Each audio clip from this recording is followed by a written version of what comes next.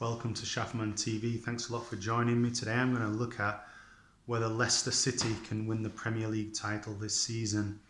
So the answer is probably not. However, Leicester are a really interesting club to look at, and their recruitment, their management, the way they play really should be a model to a lot of clubs, even some clubs that are much bigger than Leicester. So let's first look at some of their summer signings. So they've bought pretty well this season. They bought a guy called Patson Daka, who comes from Salzburg for £27 million, pretty highly rated, linked to a lot of other clubs. They've also bought Abubakar Samare from Lille for £18 million, another highly rated player. They've got Ryan Bertrand on a free transfer, really good player. Ademola Lookman on loan from Leipzig. And they've also managed to buy Vestergaard, the Danish international from Southampton. So again, looks like they've done pretty good business. They've not really lost many players, and they've still got that existing team that's done pretty well over the past few years. Interesting stat, in the past 2 seasons, no other team in the Premier League has been in the Champions League places more than Leicester. However, they haven't qualified for the Champions League in the past 2 seasons. So they've been in there and they've just fallen away. And I think that the easy answer to that is the squad depth. I think their first 11 is fantastic actually. Fofana's recently been injured, so he's out, but he's been amazing. They've got really good fullbacks. They've obviously got Tielemans in midfield. They've got Maddison in there. They've obviously got Vardy up front. Harvey Barnes is developed into an excellent player. They've just got quality all the way through that first 11. I really believe that Brendan Rodgers is an underrated manager. I think he's a fantastic manager, and I think he's taken them on to another level. The only thing they don't have, as I say, is that strength in depth. And I think some of the summer signings have probably been made to address that. You've obviously got Vestergaard was probably bought because of the Fofana injury. But again, they've got strength in depth.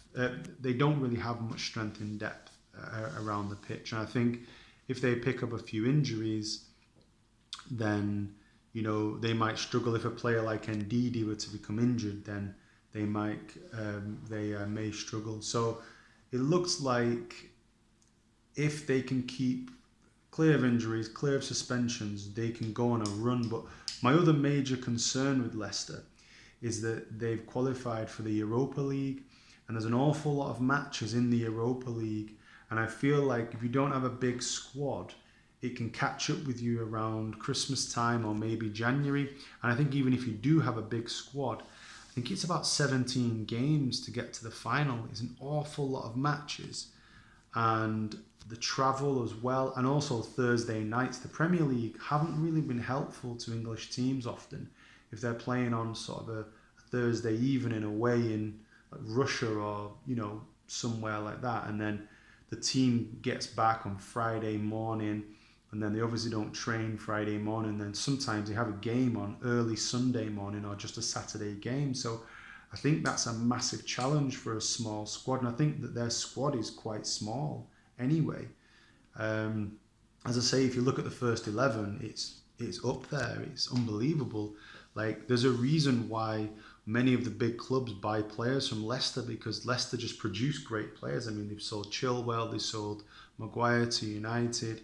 You would probably have a queue of people should Ndidi leave. Fofana is only 22, I think. He's probably one of the best young players, the best young defenders from France. There will be a queue of people waiting for when he leaves. You've got, I think, Maddison on his day, top draw player. Obviously, he's got some off the field issues. His image looks a bit strange if you read the tabloid newspapers, but I think he's a top player. Harvey Barnes looks like there'd be a queue of people ready to take him as well. So really, they've got fantastic players, and their recruitment is second to none. I mean, the value for money they seem to get is unbelievable, and they pick up really good players. And as I say, in Rodgers, they've got a style of play. They've got an excellent manager. You know, they've got an excellent stadium, excellent setup. So they're a fantastic club. So what about my prediction?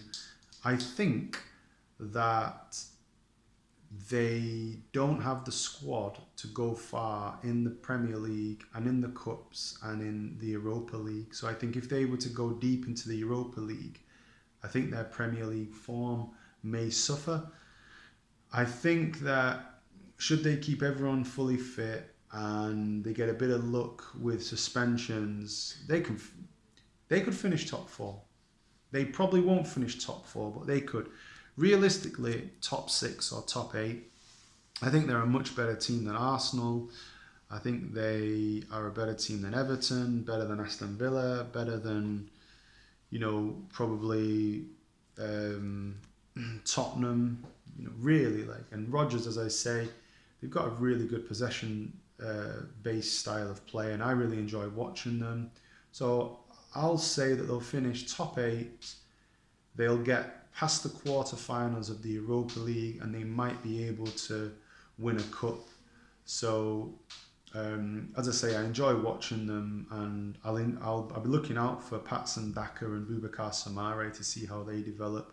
I think Leicester's a great club for players coming from France and Spain and coming from Europe. It's a great stepping stone into the elite of British football, because I think they really have a great style of play, and they have a really great setup. So fantastic club.